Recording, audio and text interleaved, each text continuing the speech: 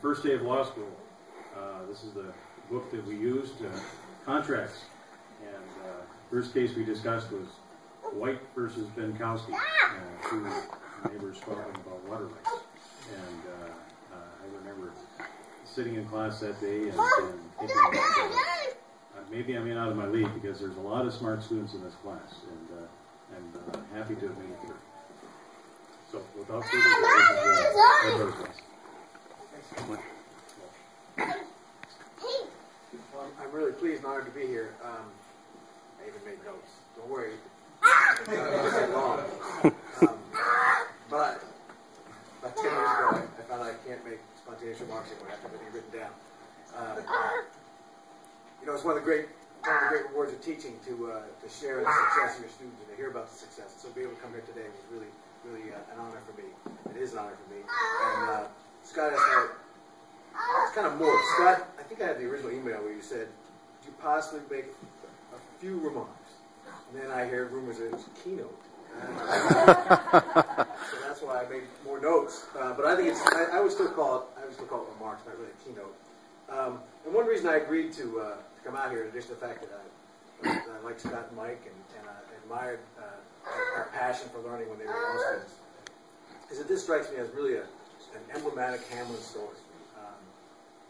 Scott and Mike, you may not know, but you're old school Hamline law, and I'll explain what that means.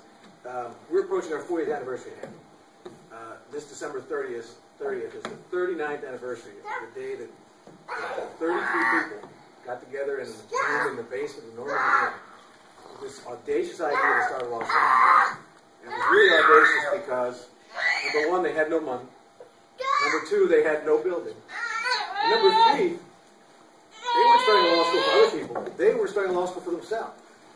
And so they met in this room, and as the story goes, they had some coffee and pastries. They passed the hat.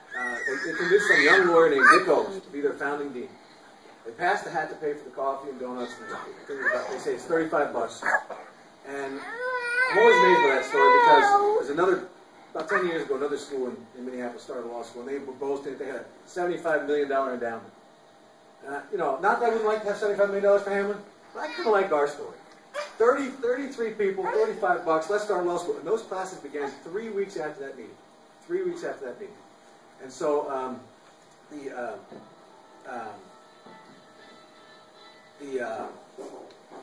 is where I need my notes to say what was next I was going to. So, who were these students and why were they starting a law school? Well, the honest answer about why they were starting a law school is they couldn't get into any other law school. And I'll tell you that. It was 1972, law schools, applications were flooding into law schools. And what was happening with those floods of applications is the law schools were turning to numbers. They were looking at LSAT scores. And they were overlooking other things. They were overlooking people with passion, people who were hardworking, people with ideas and ideals. And you could have all that, but if you didn't have a certain LSAT score, you weren't getting into law school. And this group of people, smart people, hardworking people, they had ideas, they had ideals, but they just had a little trouble on standardized tests. Now, I don't know about Scott's standardized tests. You could have a perfect LSAT score, for all I know. I was guessing. So along with that and all these other things, he just reminds me. That's why I think he's old school. Someone who's hardworking, passionate, has ideas and ideals. And one of the big ideals they had was they wanted to start a law school, a different kind of law school. They wanted to start a law school to train lawyers, but also instilled in them a sense of public service, ethics, and giving back to the community. And so that's what they went about, and that's been our history and our tradition.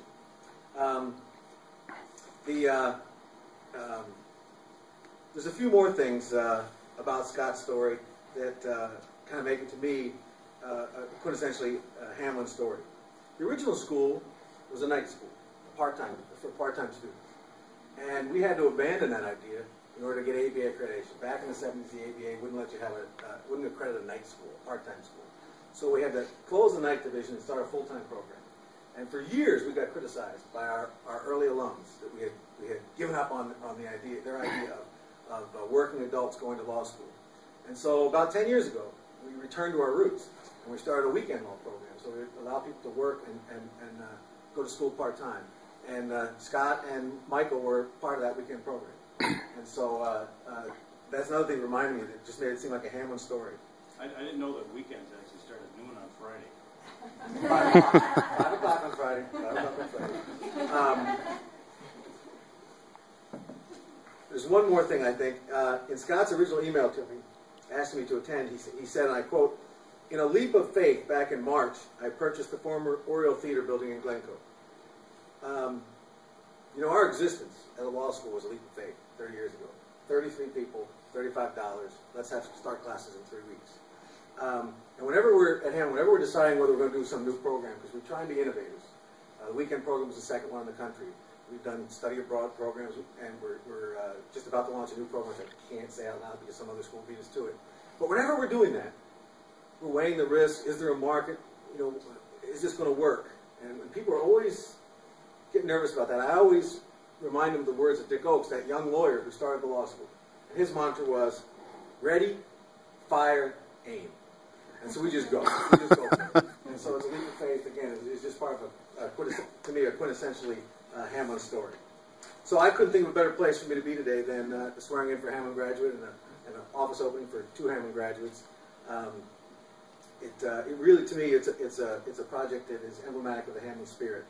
I think Scott and Michael, they care passionately about justice. They care deeply about people. They care deeply about their profession and their community.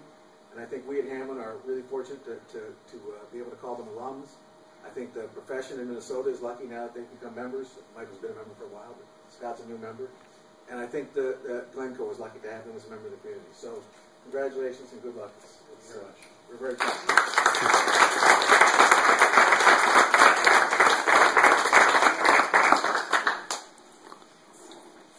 Okay, well that concludes the program. But thanks again for everyone coming in. It's been a pleasure having you here. And Mike and I are grateful for everybody and what they've done. Especially I want to recognize a few people. Brant Doon, can you stand up? Brant has done an outstanding job with the project. Brian Burgess, one of our contractors as well, doing everything here you see, he's worked on. And they've done just a great job. We can just give them a round of applause. It'd be great. That's it. Thank you very much. Have a good day, and welcome to partake in the refreshments and walk around and ask any questions you might have. Thanks again. Thank you.